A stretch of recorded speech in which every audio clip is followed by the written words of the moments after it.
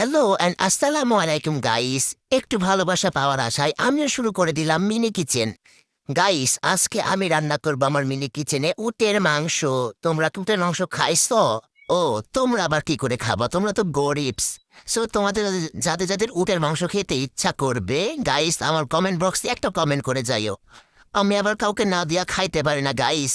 একটা কমেন্ট করে যাইও, আমি পার্সেল করে পাঠাই দিবনি।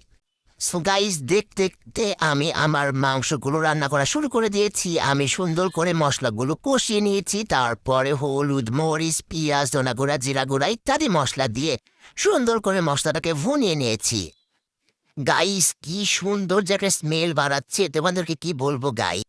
গাইস, আমার ক্যামেরাম্যান তো গন্ধ শুনেই বলছে কখন খাবো কখন খাবো। সো গাইস, তোমরাও যদি খেতে চাও অবশ্যই অবশ্যই কমেন্ট করে বলে যাও। সো আজকের ভিডিও এই পর্যন্তই। Tata, bye bye, take care.